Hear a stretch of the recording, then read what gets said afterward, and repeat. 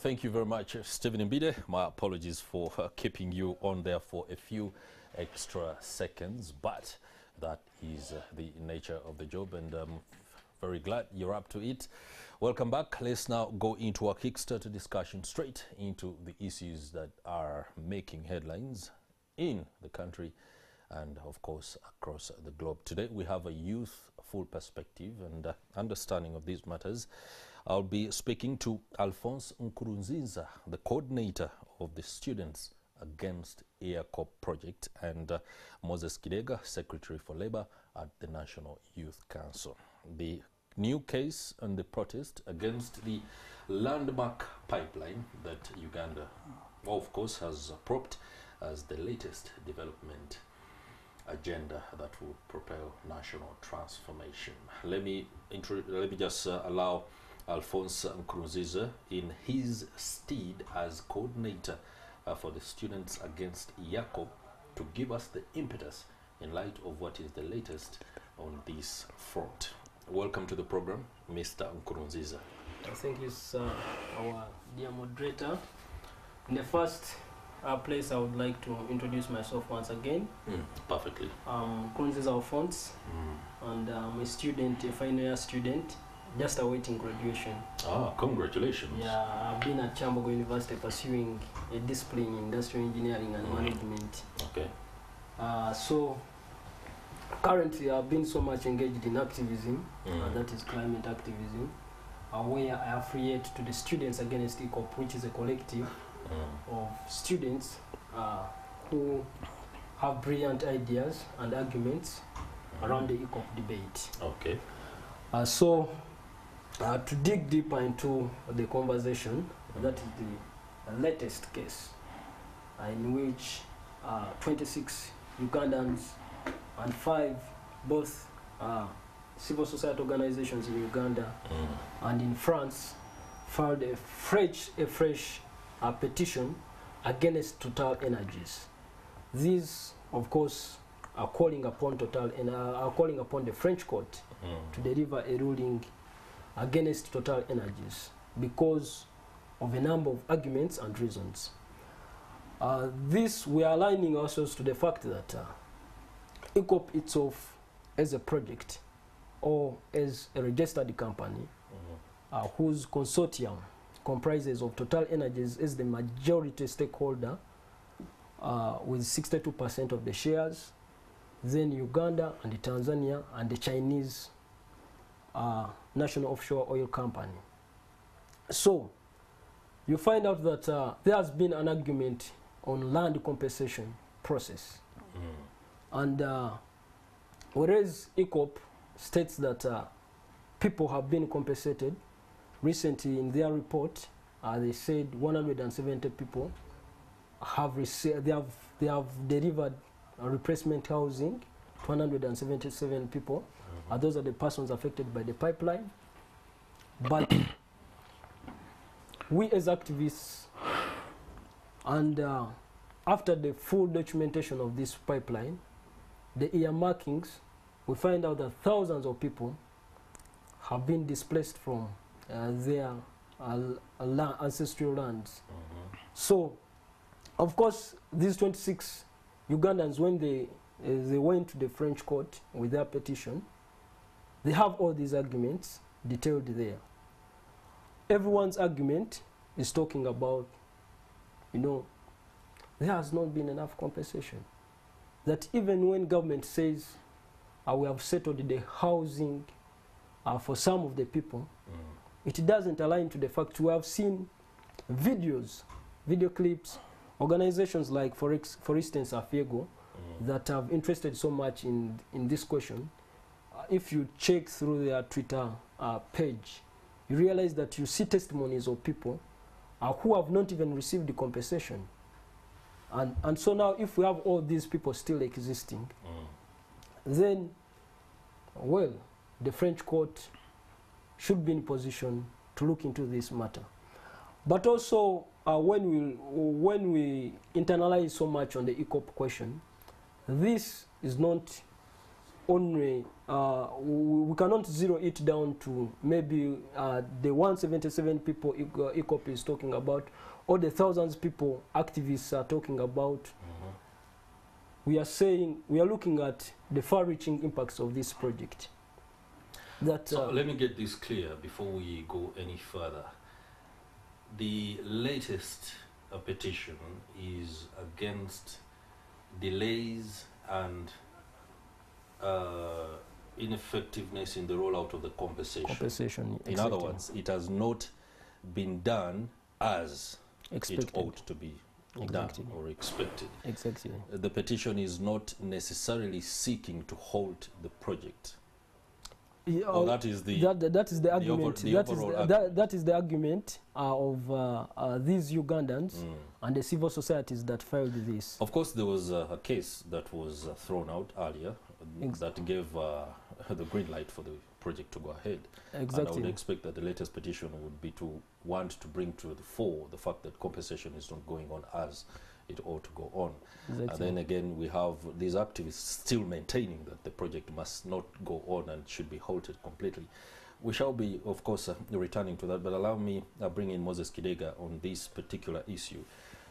The youth voice around this development has been one that is kind of, I don't know how to even, I don't know, there's a word I want to use, but I would be harsh on youth activists. Let me leave it at that.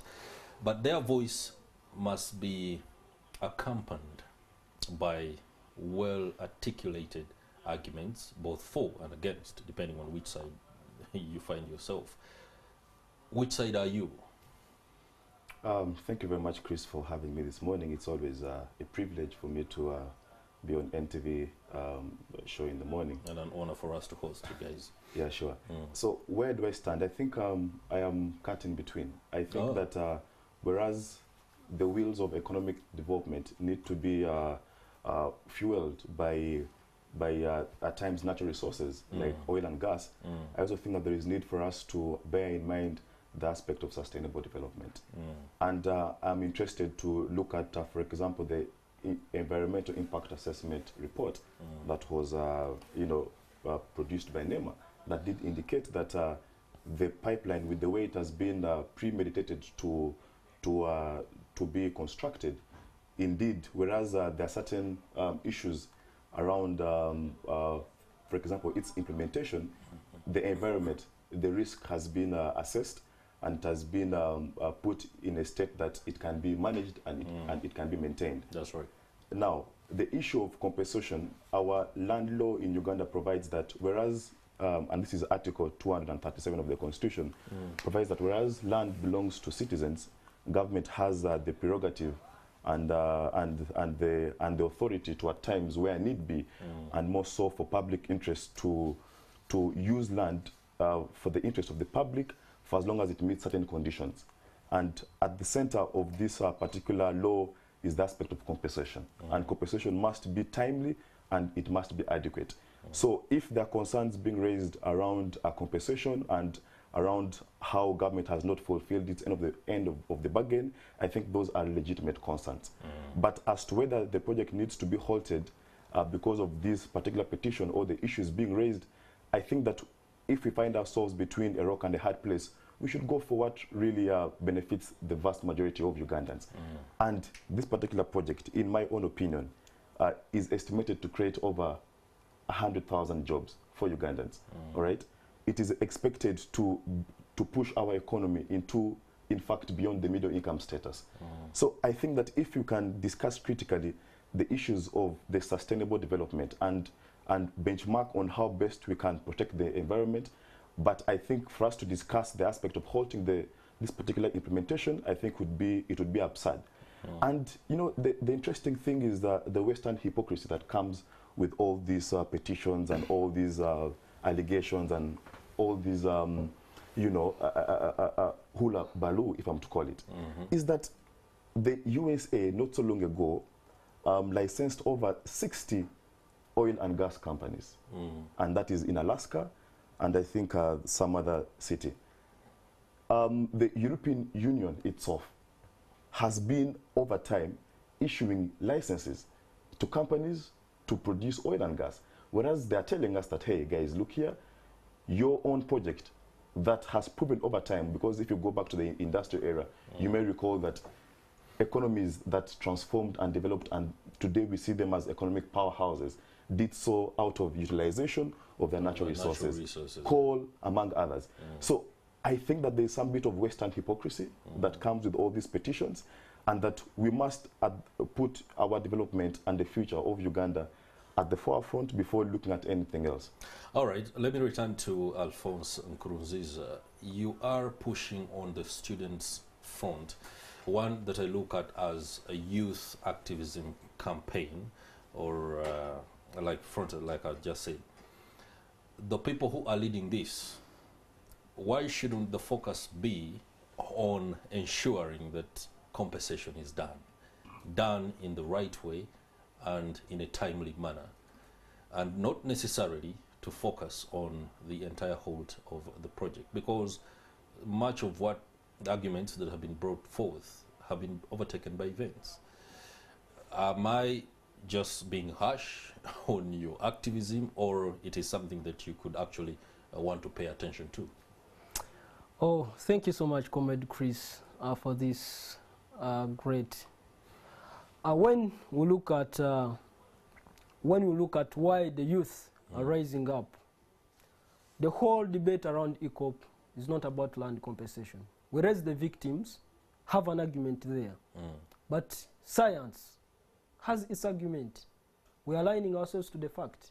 This is a pipeline that would transport this oil all the way from Hoima to Tanga by heating. It's very clear. This is science now. We are discussing science. All right, that's good. And so, now if this oil is to be transported by heating, researchers have estimated that 34 million metric tons of carbon would be emitted every year, implying that we would have too much carbon in the atmosphere. And this doubles the annual emissions. So, the argument over time is not only about compensation. It's about what is the effect of this pipeline to, biodiversity, to humanity. Have you had an opportunity to read the environmental impact assessment report that the court had an opportunity to peruse and make a ruling on account of some of the facts presented therein?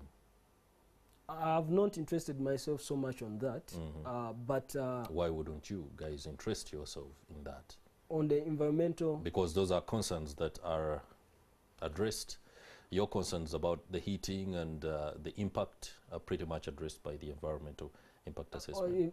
No, the argument in this matter is that whereas, of course, the key stakeholders involved in this, of course, once they provide the report, they will tell you, we are going to, for example, if it is a case in point of Lake Victoria, where the pipeline, a third of it will pass through, they will tell you, this has been covered.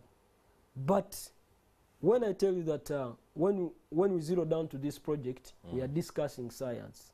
That, for example, in case of an oil spill, will the assessment report be valid?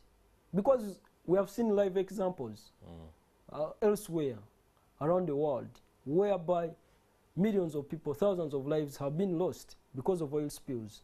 So, in the case of an oil spill, and for example, the water in Lake Victoria is affected, millions of people are depending on this. So what happens?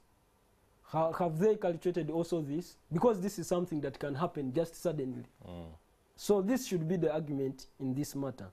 So you're saying, in case you're hedged on an accident happening, and the fact that we do not have the capacity to estimate this, and because even tackle or deal with it.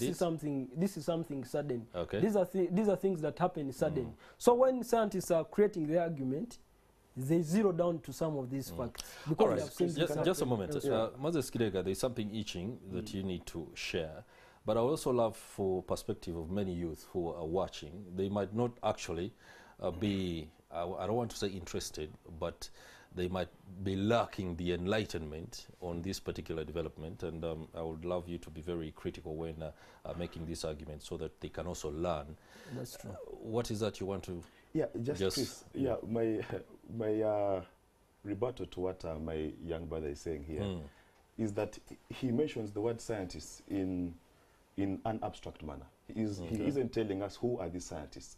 What I know are the scientists in this particular matter is that we have a National Environmental Act that establishes NEMA and gives it the mandate to perform such an environmental impact assessment. So I don't know the scientists that he's talking about that we don't know about, all right? Because NEMA did carry out a detailed environmental impact assessment and gave us a report and told us that the carbon emissions that this pipeline is going to emit is less than 0.1% of the total global emissions that we see today.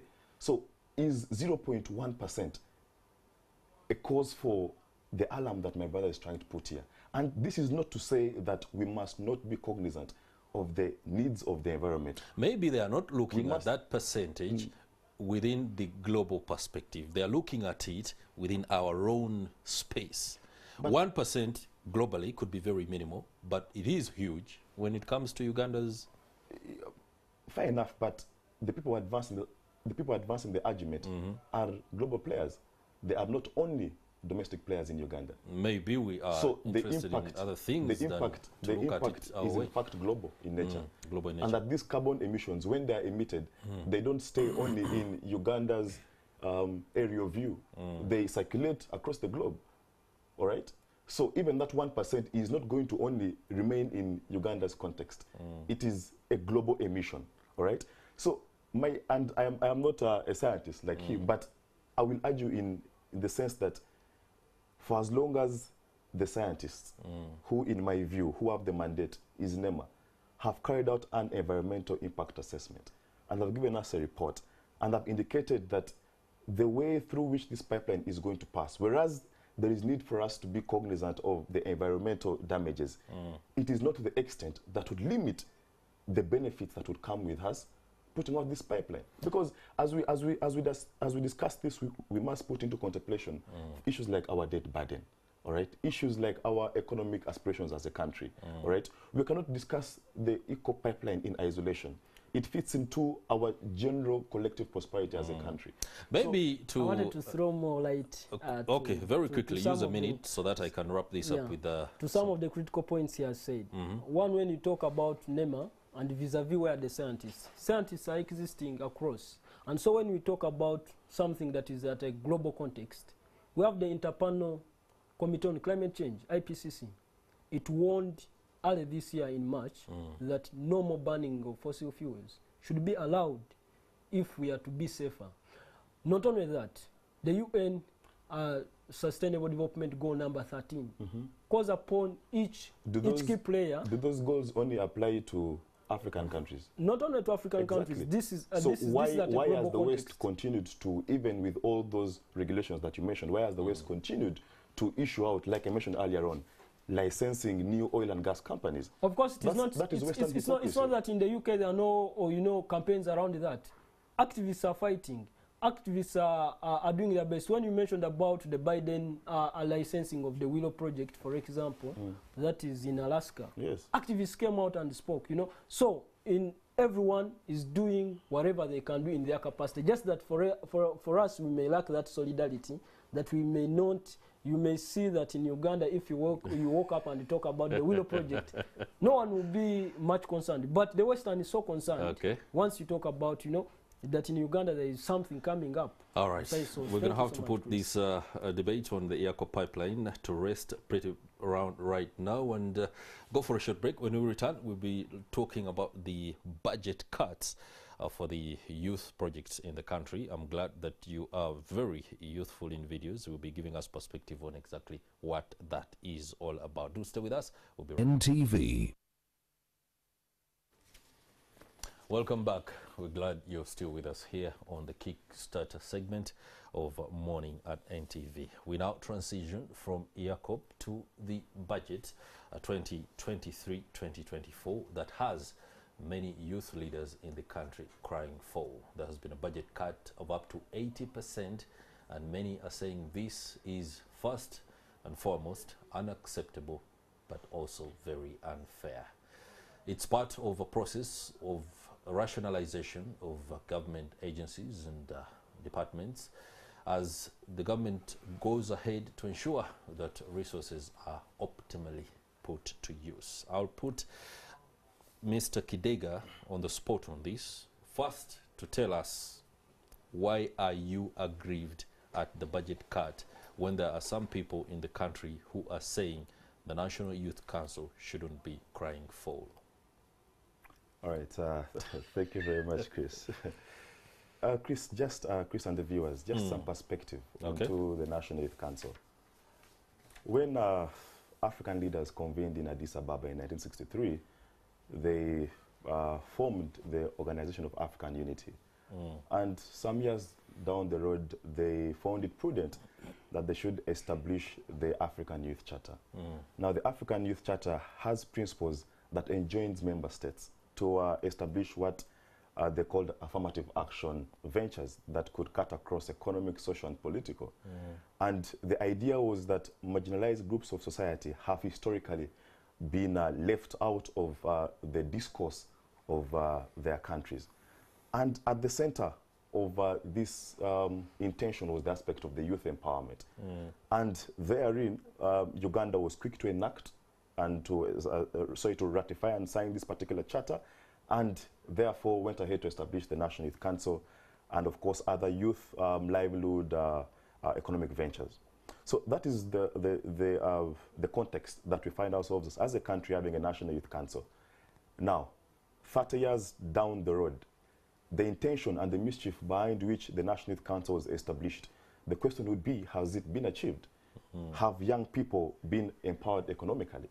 Have young people been empowered in the sense that their voices are heard in terms of decision making in this country? I think that for as long as we continue to grapple with some of those issues, then the need for the National Youth Council, the need for youth-centered organizations is important now more than ever. On the issue of budget cuts, we had achieved a budget increment as the National Youth Council in the previous financial year to a tune of 4 billion.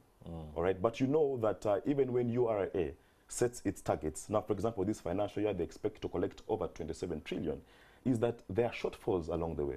So even when our budget could be 2 trillion or, sorry, 2 billion or 4 billion, is that in a financial year we don't even realize that money, all right? But the question would be, what is this money doing? I think that is should be at the center of this conversation.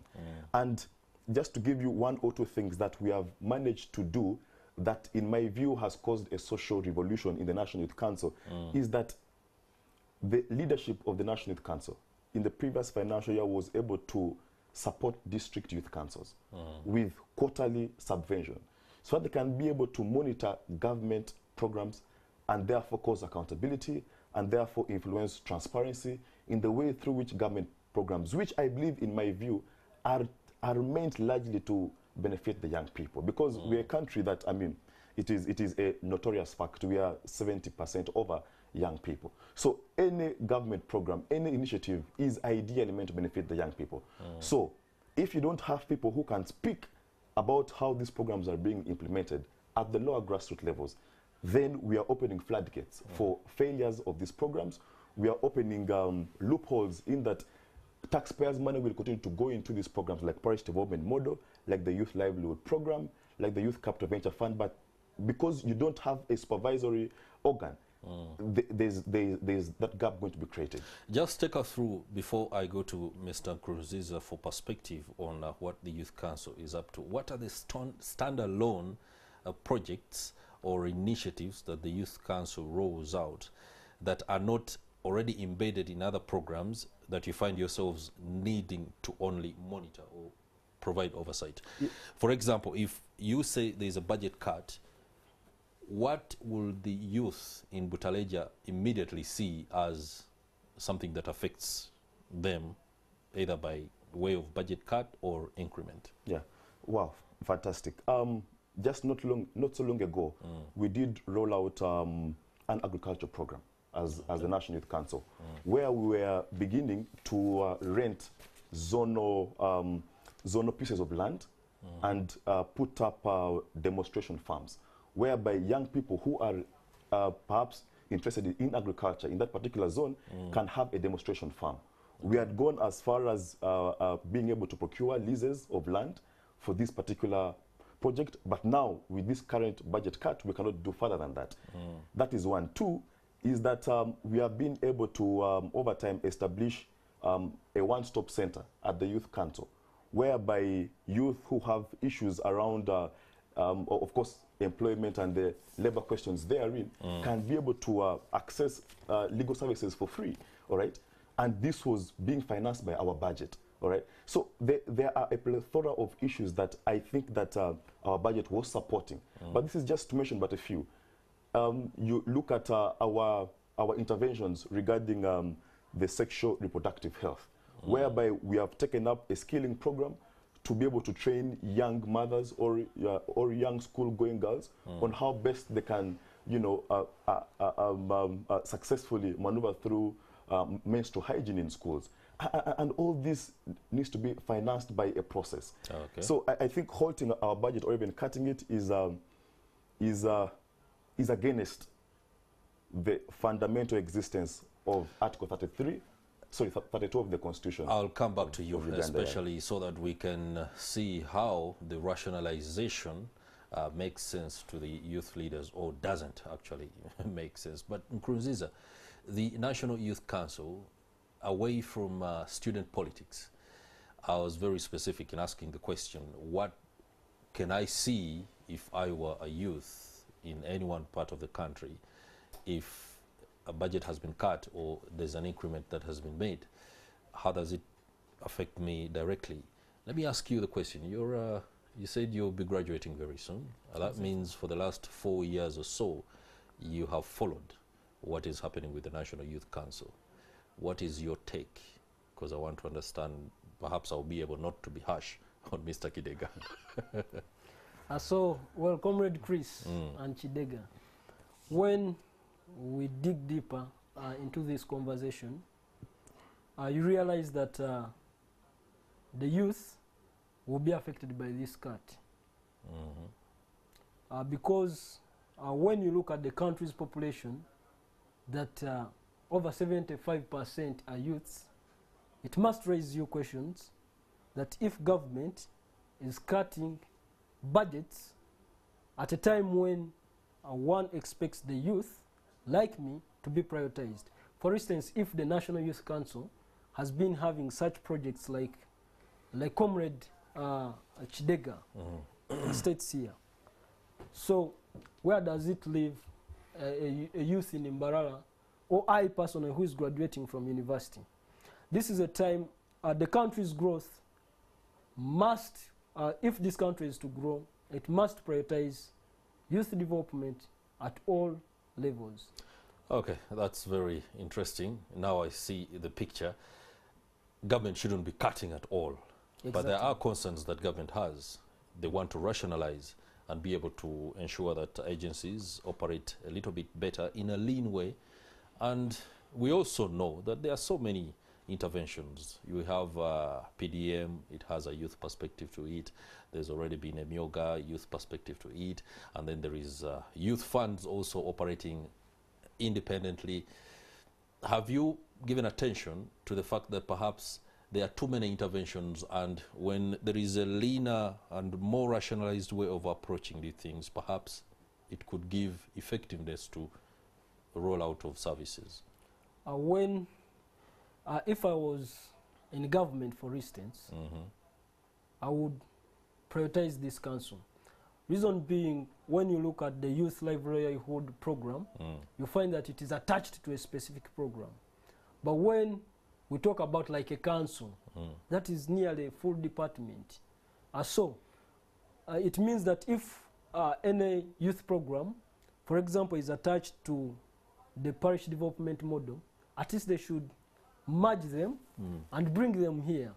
So what would happen, instead of cutting the budget for the National Youth Council, perhaps they could maintain that or increase that because now it increases an opportunity of the youth to express their views and concerns. But look, how will you express yourself in an argument of the parish development model? Because it has also its setting. But when you look at the National Youth Council, you will know that there is, for example, Comrade Chidega, who is a secretary. At any time I can give him a ring and I tell him this, but also an initiative of a call. A call, yeah. So, but also, you know, like the one-stop center, which they have been in position to establish. So this brings you to a question of efficient communication and coordination. So I believe that with this department, my argument would be government could perhaps listen to their plea or perhaps, you know, maintain their budget, but cutting it literally means it doesn't prioritize the youth in this Mr. Kidega, that's a very clean bill of health for Mr. Nkurunziza. Yeah, sure. I am glad that young people like Nkurunziza acknowledge the kind of work that you're doing. Just in 30 seconds, because I can see we're trying to wrap this up, is that two things for me. One is that, for example, how much does this country lose because of tax, I don't say avoidance, but tax that we could have generated or gotten as a country. But because we issue incentives to foreign direct investors, the Auditor General's report indicates that we lose around 7 trillion Uganda shillings per financial year due to tax avoidance. Sum of money. Yeah. Now, we lose around 10 trillion Uganda shillings as a country in corruption. The cost of public administration, our parliament, is a big burden on taxpayers in this country. You look at the other DCs that we have in every country, in every district. You look at the cabinet size. All these are burdens to the taxpayer. Now, when you look at that, then you compare it to the 2 billion that is going to the National Youth Council. That has over time been demonstrated, and there's testimony to this, that when you have an effective youth council structure at the national, district, until the village level, it won't matter whether Kidega is here speaking English. What matters the most is that a government program is able to benefit a young person in a village X or Y. All right? So, and that is what we are trying to say, that let us have these structures working, and the benefits shall be seen. Because you'd ask yourself, why are these programs, why aren't there clear testimonies of the successes of Emyoga, of all these youth programs? There is limited success. Okay, if it is there, it isn't being documented, but you barely come across them. It shows that there is a failure somewhere, all right? There is a loophole somewhere that must be addressed. In my view, as I conclude, the failure is on monitoring, supervising, and ensuring that these programs are efficiently implemented to the dot according to the documented principles. All right, thank you. We are entering the final bend of this discussion, and I would like to pick your minds on the latest development when it comes to social media. The new taxes that have been levied on the providers of these very transformational platforms, Facebook, Twitter, Instagram. Tax on social media is widely believed it will increase, first and foremost, the cost of data for many youth who are using social media. I just want a general view, Nkurunziza, when you see what is happening across the country, and especially on social media platforms, the ability of youth to do business online is one that URA can look at as it tries to generate revenue. But most importantly, how entrenched is social media in terms of being a revenue source, not only first to URA, but mostly the youth that are using social media? In your experience and a time at Chambogo, have you seen boys and girls making some money? Well, to get to this particular matter, of course, this bill will, of course, marginalize a section of Ugandans. Whereas government says this would only affect the non-residents, that is the digital service providers, Facebook, Twitter, etc. But, well, if I control technology, for instance, I'm in a position to play around the cards, perhaps increase the cost of internet access. So in the long run, what will happen, if I was using data to surf for 5,000, I'll be forced to use, for instance, for like 8,000, because now someone in the US or in UK wants to, pay back the tax the government has imposed on him. So I can say this bill affects both of us directly or indirectly. But in the perspective of the youth, like of course, many times youth, it is two-way. Many times youth have used the social media to their advantage, whereas some youth have just used it for luxury and just leisure. But most of the times, government itself has had interests of suppressing too much use of social media. You realize very well when they introduced the social media tax in 2018, government lost a lot, but Facebook couldn't lose, which has been closed up to now. I don't know if it has been opened yet, but I believe government agencies still communicate on Facebook. So you realize that for them, they will, I have never seen a statement from Facebook saying, we have lost this, we have lost that, but government loses at the end of it all. So with the youth of this country, by having this bill, I believe we are being affected directly. Okay. And it doesn't represent the views of an ordinary Ugandan like me, where I believe that part of what I should do, part of my research work, for instance, at university, it should come through social media. So, will the university be in a position to pay for that? Or pay for this? So these are all questions. Interesting perspective there. Wrap this up for us. Well, Chris, the mischief behind formulation of any law is that a law must represent the aspirations of the people. That's right. All right? So the question would be, and that is why administrative law demands that in the formulation of any policy or law, there must be consultation.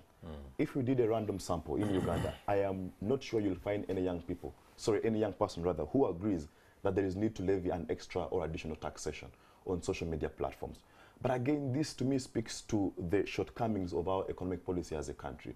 We are more outward looking than inward looking. I've already mentioned to you that we forego revenue as a country by issuing tax incentives to foreign direct investors, who at the end of it all do what we call capital flight. They come here, invest money, generate capital from Ugandans and take the money back to their domestic countries, all right? I think that the idea should be to widen the tax base and not to deepen the tax base. Let us have more businesses formalized, and they can pay taxes however small the taxes are. But deepening the tax base, because there is already a tax on data of 18%, all right? So now when you move to again tax social media platforms, you are trying to deepen the tax base and not widen it, which is to me a poor economic policy. Government should focus on creating enterprises, creating more jobs so that there are more taxable businesses, there are more taxable Ugandans, and the idea of someone giving the little that they have, I think to me would suffice. So I think it is bad law. It would not enhance economic development, more so at a time when Vision 2040 of Uganda puts ICT and innovation as one of the cornerstones to spur economic development. Okay. So this would be counterproductive in so many ways. All right. Moses Kidega, Secretary for Labour at the National Youth Council, many thanks for the perspective on the issues that we have been speaking about, especially the protest against the EACOP Pipeline, the Youth Council budget cuts, and of course, just as you have mentioned, the taxes on social media platforms. Many thanks to you too. Alphonse Nkurunziza, coordinator of students against EACOP. It was enlightening to hear your perspective on the issues that were discussed. Stay with us if you can, but if you can't,